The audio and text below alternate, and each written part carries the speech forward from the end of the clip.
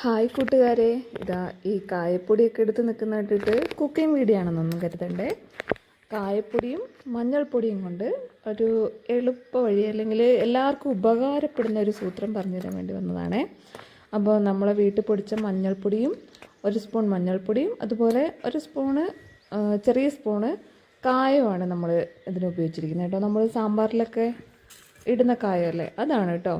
അപ്പോൾ ഇത് രണ്ടും നന്നായി ഓരോ സ്പൂണ് നല്ല വെള്ളത്തിൽ, ഒരു കപ്പ് വെള്ളത്തിൽ നന്നായിട്ട് മിക്സ് ചെയ്യുക.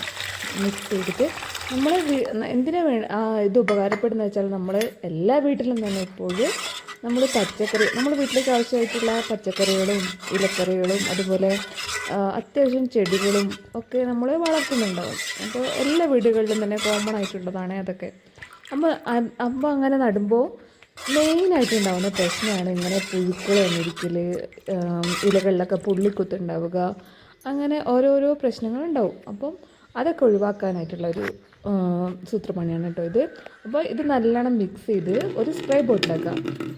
നമ്മൾ സ്പ്രേ ബോട്ടിലാക്കുന്നതിന് മുമ്പ് നമ്മൾ ഇതൊന്ന് അരിച്ചെടുക്കണം കേട്ടോ. വല്ല കരികളൊക്കെ ഉണ്ടെങ്കിൽ നമ്മളെ ബോട്ടിൽ കേടായി പോകാൻ ഈസിയാണ്. അപ്പം ഇത് നല്ലോണം മിക്സ് ചെയ്തിട്ട് നമ്മളെ ചെടികൾക്കൊക്കെ സ്പ്രേ ചെയ്ത് കൊടുക്കുക ചെയ്യുക കേട്ടോ. അപ്പം കണ്ടില്ലേ, ഇത് നമ്മളെ പാലച്ചീര ചെടികൾ നട്ടതാട്ടോ. അപ്പം കണ്ടില്ലേ, ഇപ്പം തന്നെ ഇതിൽ കണ്ടോ ഓരോ വര പോലെയും പുള്ളിക്കുത്തൊക്കെ ആയിട്ട് വന്നത്. അപ്പം കുറച്ചുകൂടെ കഴിഞ്ഞാൽ ഈ ചെടികളെല്ലാം ഇലകളൊക്കെ ഉണങ്ങി നാശമായി പോകും. അപ്പോൾ നമ്മൾ തുടക്കത്തിൽ തന്നെ ഇങ്ങനെ ചെയ്തിട്ടുണ്ടെങ്കിൽ, ഈ മിക്സ് ഇങ്ങനെ സ്പ്രേ ചെയ്ത് കൊടുത്തിട്ടുണ്ടെങ്കിൽ പെട്ടെന്ന് തന്നെ ഇലകളൊക്കെ നല്ല ശക്തിയായിട്ട് ഉഷാറായിട്ട് വളർന്നോളും. അപ്പം ഇതുപോലെ നമുക്ക് രാസവളങ്ങളും കീടനാശിനികളൊക്കെ ഉപയോഗിക്കും.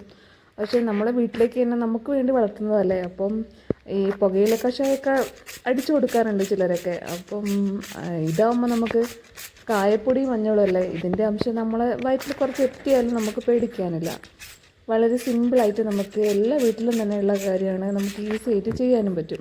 ഇതാ കണ്ടില്ലേ, ഇങ്ങനെ മുളകിൻ്റെ തൈയാണ് കേട്ടോ അത്. കണ്ടില്ലേ, വളരെ ഇങ്ങനെ നാശമായി നിൽക്കുന്നത്. അപ്പോൾ ഇങ്ങനെയൊക്കെ വരുമ്പോൾ ഞാൻ ചെയ്യുന്നതാണ് ഇത്. അപ്പം നിങ്ങളെല്ലാവരും ഒന്ന് വീട്ടിൽ പരീക്ഷിച്ച് നോക്കണേ. ഇത് വീഡിയോ ഇഷ്ടമാവുകയാണെങ്കിൽ ഒരു ലൈക്ക് സബ്സ്ക്രൈബൊക്കെ ചെയ്യണം കേട്ടോ. ബൈ.